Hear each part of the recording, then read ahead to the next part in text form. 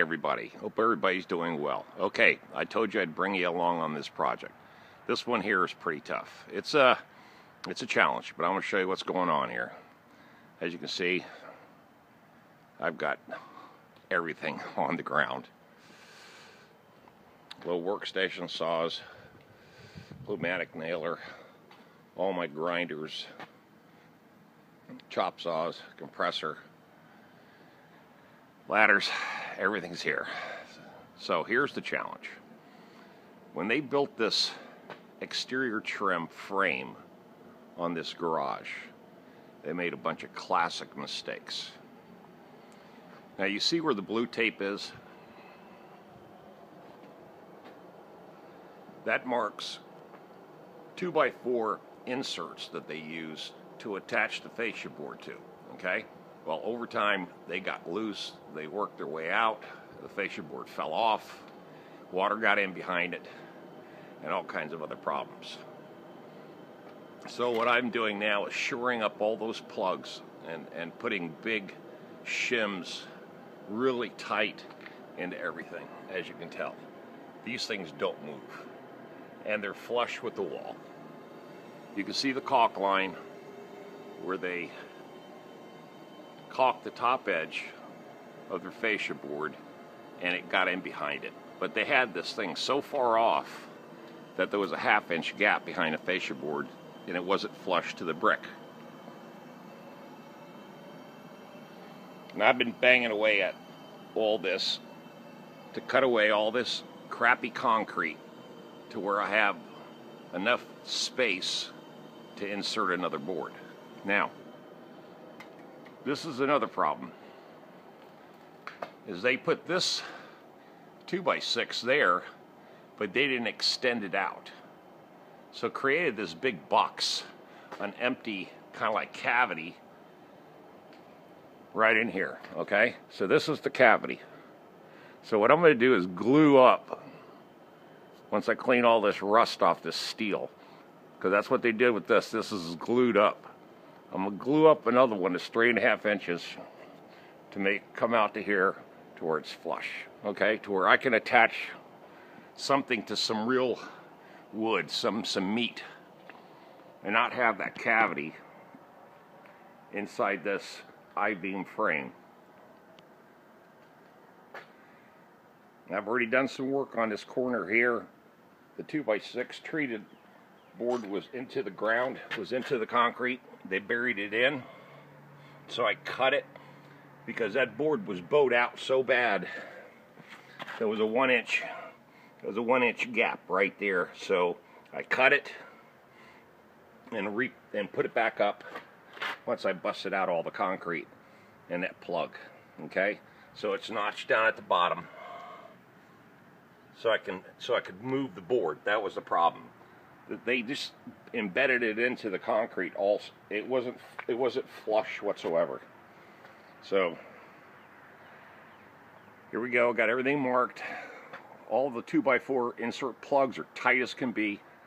You can see I put all kinds of shim and hammered them in, so they're not moving.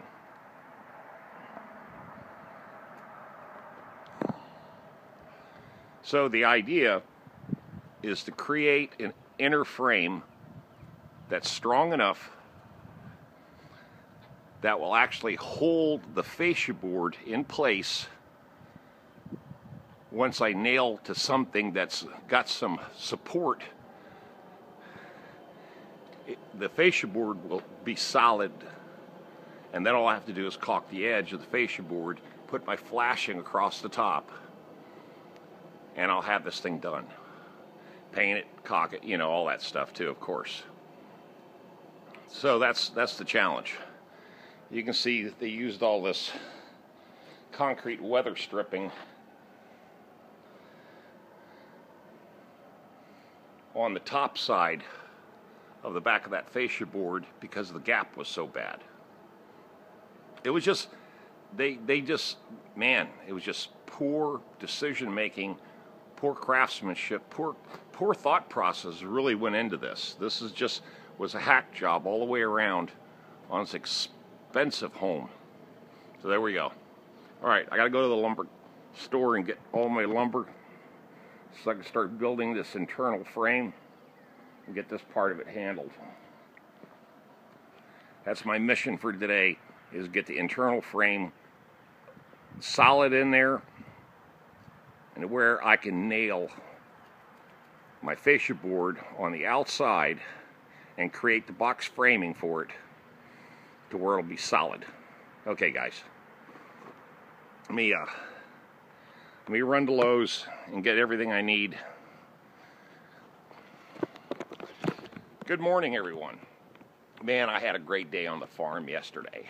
Oh, all I can tell you, that was a lot of fun. Had a blast out there. It is colder than shit this morning. I'm telling you what.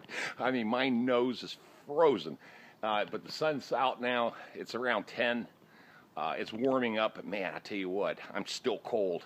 The weather around here is weird, but what can you say? At least it's not raining. And of course, we got more of that coming too. But thanks for everybody chiming in, commenting on the off-grid farm. My best day ever. That was a lot of fun out there. Got a lot done. But back to the real world, man. Working. All right, I'll do a couple of videos of this particular project here because it is unusual. This is not something I see every day, where the original build is just bad. And it took about 12 years, but it finally showed where all the weaknesses were and just all the defects. And then it started just falling apart. And I'll be honest with you, it really just fell apart.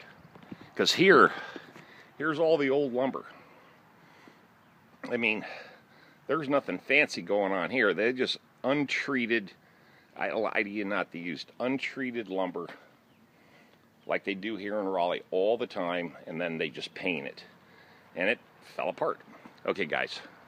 Love you. You know what to do. Have a blessed day.